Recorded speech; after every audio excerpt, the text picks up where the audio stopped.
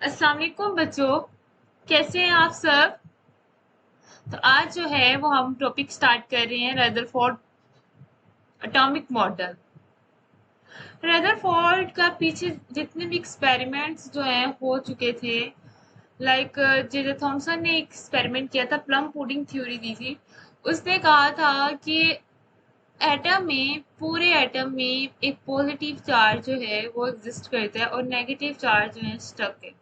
अब plum pudding theory के बारे में आपको पहले बताया हुआ है। अगर आपको नहीं पता था तो आप पहले प्लम पुडिंग के बारे में लेक्चर जो है उसको देखें कि प्लम का मतलब क्या होता है। अखरोट वगैरह नेगेटिव चार्ज और पुडिंग मीन खीर। तो उन्होंने कहा है कि पूरे एटम में ऐसे लग रहे हैं जैसे पॉजिटिव चार्ज है और नेगेटिव चार्ज जो है उसके स्टक हो गए। लेकिन यही चीज को देखने के लिए रदरफोर्ड ने एक्सपेरिमेंट किया कि नेगेटिव या पॉजिटिव चार्ज जो एटम में किस तरह को एग्जिस्ट करते हैं। उसने अल्फा पार्टिकल्स की गोल्ड फॉइल पर बम्बार्डमेंट करवाई, ठीक है। 0.00004, ठीक है, 0.00004 जो है सेंटीमीटर थिक गोल्ड फॉइल थी। उस पर अल्फा पार्टिकल्स की बम्बार्डमेंट करवाई। और जो ये अल्फा पार्टिकल रेडिएशन है, ये हम लोगों ने आइसोटोप्स अपने आइसोटोप रेडियम या पोलोनियम से जो है, रेडियो एक्टिव एलिमेंट जो आइसोटोप्स हैं हमारे पास रेडियम और पोलोनियम, इससे हमने अल्फा पार्टिकल जो है एमिट किए, ठीक है। वो जो है एक्चुअली ये हीलियम के न्यूक्लियाई हैं, ठीक है। और हम लोगों ने क्या किया है, हम लोगों ने अल्फा पार्टिकल्स की जो है फोटोग्राफिक प्लेट पर, या जिसके ऊपर हमने जिंक सल्फाइड की कोटिंग की हुई है, मतलब गोल्ड की जो फॉइल है उसके ऊपर हमने जिंक सल्फाइड की कोटिंग की हुई है, उस पर क्या करवाया, अल्फा पार्टिकल्स की जो है बम्बार्डमेंट को, इफेक्ट को देखा, ठीक है।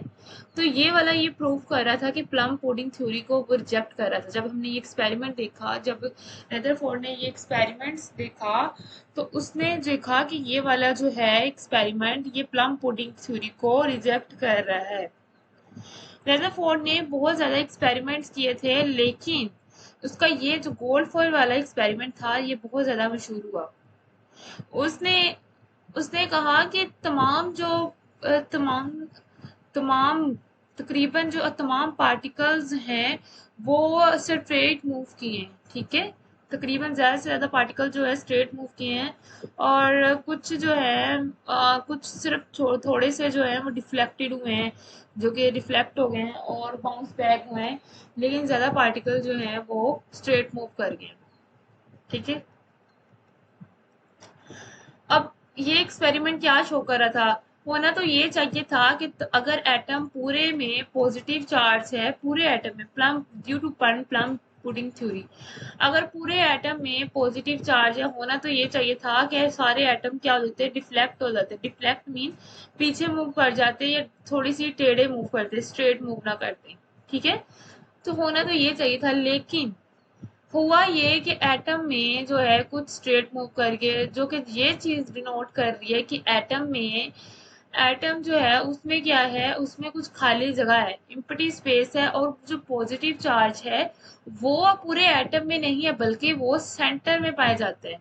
जिसकी वजह से सेंटर में जो है, लाइक जहाँ पे सेंटर के साथ वो पॉजिटिव चार्ज से अट्रैक्ट हुआ है, तो वहां पे उसने क्या शो किया, स्मॉल रिफ्लेक्शन शो किए, ठीक है। इस एक्सपेरिमेंट से हमें रिजल्ट में ये पता चला। Rutherford performed gold foil experiment to understand how negative and positive charge coexist in atom। कि ये देखने के लिए कैसे कि नेगेटिव और पॉजिटिव चार्ज जो है वो एटम में को एग्जिस्ट कर रहे हैं। उस ही बम्बार्डेड अल्फा पार्टिकल्स और 0.0004 centimetre thick of gold foil. उसने जो अल्फा पार्टिकल्स की बम्बार्डमेंट करवाई 0.0004 सेंटीमीटर थिक गोल्ड फॉइल पर। Alpha particles are emitted by radioactive elements। जो अल्फा पार्टिकल्स कहाँ से इमिट की गई थी, हमने रेडियो एक्टिव एलिमेंट से, जो कि क्या था, रेडियम था या पोलोनियम था। They are actually helium nuclei, क्योंकि एक्चुअली ये क्या थे, हीलियम के न्यूक्लाई थे। They can penetrate through matter to some extent, मतलब कि इसको पेनिट्रेट किया गया था। ये क्या है, अल्फा पार्टिकल्स हैं, इसको पेनिट्रेट किया है कुछ टू सम एक्सटेंट, कुछ डिस्टेंस पर इसको क्या किया है, पेनिट्रेट करना है, ठीक है। He observe the effect of alpha particle on a photographic plate या स्क्रीन और a screen coated with zinc sulphide. उसने क्या किया, ये इफेक्ट को देखा जब हमने इसकी बम्बार्डमेंट करवाई गोल्ड फॉइल पर या किसी भी गोल्ड फॉइल पर जिसके ऊपर हमने स्क्रीन कोटेड की हुई है, जिंक सल्फाइड की कोटेड की हुई है, उस पर जब हमने इफेक्ट को देखा, ऑब्जर्व किया, he proved that the plum pudding model of atom was not correct. उसने क्या प्रूव किया कि ये प्लम पुडिंग थ्योरी जो है वो करेक्ट नहीं है। अब कैसे हुआ कि यहाँ पे ये अल्फा पार्टिकल जो हैं ये मूव किए, सीधे मूव कर गए, यहाँ पे भी सीधे मूव कर, लेकिन जब ये पॉजिटिव चार्ज के साथ लाइक इसमें जो है पॉजिटिव चार्ज के साथ थोड़े अट्रैक्ट हुए, ठीक है, अल्फा पार्टिकल पॉजिटिव चार्ज के साथ अट्रैक्ट हुए, तो यहाँ पे क्या शो की, स्मॉल रिफ्लेक्शन जो है, उसने स्मॉल रिफ्लेक्शन जो है वो शो की, स्मॉल रिफ्लेक्शन जो है यहाँ पे ये शो की। इसके बाद उसने अगर इस यहाँ पे देखें, यहाँ पे पॉजिटिव चार्ज के साथ इंटरेक्ट हुआ है तो यहाँ पे लार्ज रिफ्लेक्शन शो किया, और यहाँ पे जब पॉजिटिव चार्ज के साथ इंटरेक्ट हुआ है तो यहाँ पे रिपेल्ड बैक चले गए हैं, बाउंस बैक चले गए हैं, ठीक है। Majority of particles pass in deflected, कहने मेजोरिटी ऑफ पार्टिकल्स क्या हुए, इन डिफ्लेक्टेड हुए, मतलब स्ट्रेट मूव कर गए हैं। अब कुछ इसके ऑब्जर्वेशन थे कि तमाम जो पार्टिकल्स हैं पास टू द फॉइल, जो है फॉइल से पास हुए, वो अनडिफ्लेक्टेड ही हैं, मतलब स्ट्रेट मूव किए हैं। तकरीबन ज़्यादा से ज़्यादा पार्टिकल जो हैं वो फॉइल से पास होते हुए क्या सीधे मूव किए हैं।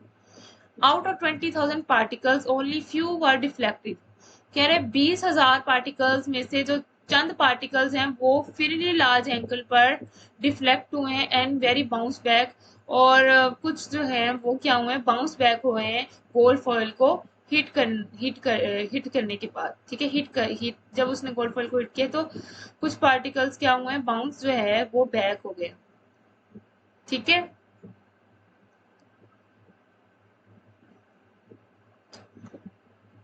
अब रिजल्ट ऑफ द एक्सपेरिमेंट, अब ये जो है एक्सपेरिमेंट जो है हमें दिखा रहे हैं, इसमें एटम जो है 8 दिखा है, लेकिन यहाँ पे क्या होंगे, बहुत ज्यादा एटम्स होंगे, लेकिन एक डायग्राम में हमें जूम करके दिखाया है ताकि हमें अच्छे तरीके से नजर आए, इस वजह से हमें यहाँ पे 8 जो है एटम्स जो है दिखाए गए हैं और इतने जो है अल्फा पार्टिकल्स दिखाए गए हैं, लेकिन ये तादाद में बहुत ज्यादा जो है होंगे। रिजल्ट ऑफ द एक्सपेरिमेंट, तो keeping in the view the experiment rather for proposed plan-free model for atom and concluding following results, ठीक है। एक्सपेरिमेंट्स को कीप में अपने जहन में रखते हुए रदर फोर्ड ने कुछ रिजल्ट्स दिए हैं, उनको रीड करते हैं। कह रहे हैं कि most of the particle pass to the foil undeflected, वही लाइन है कि कह रहे हैं कि ज्यादा से ज्यादा पार्टिकल जो है वो फॉइल से पास होते हुए क्या हुए, अनडिफ्लेक्टेड हुए, स्ट्रेट मूव किए, therefore most of volume occupied in an atom is empty, जो कि ये चीज डिनोट कर रही है कि एटम में कुछ वॉल्यूम जो होगा, मोस्ट ऑफ द वॉल्यूम क्या होगा, एम्प्टी होगा, खाली होगा, ठीक है। The deflection of few particles prove that there is center of positive charge in an atom which is called a nucleus of an atom। कह रहे हैं जो डिफ्लेक्शन, जो कुछ पार्टिकल जो है डिफ्लेक्शन शो किया है, वो ये चीज नोट करिए कि सेंटर में क्या है, इसका पॉजिटिव चार्ज है एटम का, जिसे हमने क्या कहा है, न्यूक्लियस ऑफ एटम का है। The complete rebounds of a few particles show that the nucleus is very dense and hard। अच्छा, जब पार्टिकल्स की क्या हुआ है कि वो रिबाउंस बैक हो गए, मतलब के पीछे को मुड़ गए हैं, वापस चले गए हैं कुछ पार्टिकल्स, तो ये जो है चीज ये डिनोट कर रही है कि एटम क्या है, एटम जो है वो क्या है, न्यूक्लियस क्या है, वेरी डेंस है, घना है और साथ में हार्ड है, ठीक है। Since a few particles were deflected, कुछ पार्टिकल, चूंकि कुछ पार्टिकल डिफ्लेक्ट हुए थे, it showed that the size of nucleus is very small as compare to the total volume of an atom, जो कि ये चीज डिनोट करिए कि साइज ऑफ न्यूक्लियस जो है बहुत ज्यादा छोटा होगा जो एटम का टोटल वॉल्यूम है उससे, क्योंकि कुछ पार्टिकल जो हैं वो ही डिफ्लेक्ट हुए थे, ज्यादा पार्टिकल्स क्या हो गए थे, अनडिफ्लेक्टेड शो किए थे। The electrons revolve around the nucleus, और इलेक्ट्रॉन्स क्या कर रहे हैं, न्यूक्लियस के गिर्द क्या कर रहे हैं, रिवॉल्व कर रहे हैं। And atom as a whole is neutral, ये चीज डिनोट कर रहे हैं कि एटम में जो तमाम पूरा जो एटम है उसमें होल जो सारा है, सारा का सारा है, उसमें न्यूट्रल है, मतलब कोई भी इसके ऊपर कोई भी पॉजिटिव और नेगेटिव चार्ज नहीं है। Therefore the number of electron in atom is equal to number of proton, जो कि ये चीज डिनोट कर रही है कि नंबर ऑफ प्रोटॉन जो है वो इक्वल है नंबर ऑफ न्यूट्रॉन के, ठीक है। जो कि नंबर ऑफ प्रोटॉन्स इक्वल है नंबर ऑफ इलेक्ट्रॉन इक्वल है नंबर ऑफ प्रोटॉन के इक्वल है, ठीक है। except electron, all other fundamental particles that lie within nucleus are known as a नेक्लॉन्स। कह रहे इलेक्ट्रॉन के अलावा तमाम जो बाकी फंडामेंटल पार्टिकल्स हैं वो न्यूक्लियस में लाई करते हैं, उनको हमने क्या नाम दिया है, नेक्लॉन्स का नाम दिया गया है। अब देखिए एक्सपेरिमेंट हो गया, लेकिन रदरफोर्ड के कुछ एक्सपेरिमेंट थे, मतलब कुछ डिफेक्ट थे। रदरफोर्ड के कुछ डिफेक्ट थे और वो डिफेक्ट क्या थे वो देखते हैं कि इसने जो है, वैसे तो उसने प्लम पुडिंग थ्योरी को जो है नहीं, उसने कहा ये करेक्ट नहीं है, तो लेकिन इसके खुद के जो डिफेक्ट थे ये था कि according to classical theory of radiation, electron being the charge particle should release और emit energy continuously and they should ultimately fall into the nucleus. कह रहे हैं क्लासिकल थ्योरी ऑफ रेडिएशन के मुताबिक जो इलेक्ट्रॉन जो है वो एक चार्ज पार्टिकल्स है। क्या है, चार्ज पार्टिकल्स हैं। जब वो न्यूक्लियस के इर्द गिर्द घूम रहे होंगे ना, तो वहां पे अपनी एनर्जी को क्या करेंगे, रिलीज करेंगे और वो अल्टीमेटली किस में फॉल हो जाएंगे, न्यूक्लियस में क्या हो जाएंगे, फॉल हो जाएंगे। ठीक है, जैसे कि ये एक आई थिंक सही बन जाए, और ये क्या है, न्यूक्लियस है। इलेक्ट्रॉन क्या कर रहा है, इसके इर्द गिर्द क्या कर रहा है, रिवॉल्व कर रहा है। जब ये अपनी एनर्जी को क्या करेगा, एनर्जी को अपनी रिलीज करेगा और अपनी एनर्जी को अमिट करेगा, कंटिन्यूसली अमिट कर रहा है अपनी एनर्जी को रिवॉल्व करते हुए, यहाँ पे रिवॉल्व करते हुए अपनी एनर्जी को कंटिन्यूसली क्या कर रहा है, अमिट कर रहा है। और जब इसकी एनर्जी इतनी हो जाएगी कि ये अल्टीमेटली किसमें, न्यूक्लियस में क्या हो जाएगा, फॉल हो जाएगा, गिर जाएगा। ठीक है, ये अकॉर्डिंग टू क्लासिकल थ्योरी के मुताबिक था, इसका ये डिफेक्ट है फर्स्ट। और अगला डिफेक्ट ये है कि if the electron emit energy continuously, अगर इलेक्ट्रॉन जो है वो अपनी एनर्जी को कंटिन्यूसली एमिट कर रहे हैं, they should form a continuous spectrum. तो ये क्या बनाएंगे, एक कंटिन्यूस स्पेक्ट्रम जो है वो बनाएंगे। बट इनफैक्ट लाइन स्पेक्ट्रम, लेकिन जो है लाइन स्पेक्ट्रम जो है हमें ऑब्जर्व हुआ था। कंटिन्यूस स्पेक्ट्रम ऐसा स्पेक्ट्रम होता है, कोई भी लाइक कलर्स हों, कलर्स आपने स्पेक्ट्रम शायद पढ़ा हो, तो स्पेक्ट्रम ये चीज होती है कि आपको कलर शो होते हैं कि आप क्रिस्टल पे जो है, कोई भी प्रिज्म पे जो है आप लाइट फॉल करते हो, तो वहां पे आपको कलर, काफी कलर्स जो है, 7 तरह के कलर्स नजर आ रहे होते हैं। तो कंटिन्यूस स्पेक्ट्रम ये होगा कि वो जो 7 जो कलर्स होंगे, जितने भी कलर्स होंगे, वो आपको बिल्कुल जो है डिफरेंट नहीं कर सकते, आप उन कलर्स को आप डिफरेंट नहीं कर सकते। लेकिन लाइन स्पेक्ट्रम में आप वो कलर जो आपको डिनोट हो रहे हैं उनको डिफरेंट कर सकते हैं। तो वो कह रहे हैं कि आपको होना तो ये चाहिए था कि अगर ये कंटिन्यूसली है तो ये जो है कंटिन्यूस स्पेक्ट्रम फॉर्म करें, लेकिन लाइन स्पेक्ट्रम जो है वो ऑब्जर्व हुआ है। तो ये भी रदरफोर्ड का डिफेक्ट है। Although the scientists had objection on the atomic model presented by Rutherford, क्योंकि अगर चार साइंटिस्ट के जो है ऑब्जेक्शन थे, जो कि रदरफोर्ड ने जो प्रेजेंट किया था एटॉमिक मॉडल, उस पर काफी साइंटिस्ट के क्या थे, ऑब्जेक्शन थे। Yet it contributed through provoking ideas among them. They initiated the question to answer the following questions. Was to answer the following question. फिर इन्होंने चूंकि बहुत ज़्यादा आइडियाज़ को कल्टिवेटेड किया, ठीक है। फिर देखा कि कुछ जो है रदरफोर्ड के एक्सपेरिमेंट है, वो कुछ जो है सवालों का आंसर नहीं दे रहा। और वो कौन कौन से सवाल है, हाउ कैन एटम कोलैप्स और why are atom stable, atom कैसे कोलैप्स करता है, ये एटम कैसे स्टेबल होता है, why does an atom give line spectrum, atom जो है वो कैसे लाइन स्पेक्ट्रम देता है, scientist consider there must be another model of atom, scientist ने कंसीडर किया कि एटम का जो है कोई और मॉडल भी होना चाहिए। It indicated that Rutherford model was not perfect, इसने ये इंडिकेट किया कि रदरफोर्ड का मॉडल जो है वो परफेक्ट नहीं है। तो यहाँ तक जो है आपका रदरफोर्ड का एक्सपेरिमेंट है, कुछ डिफेक्ट हैं।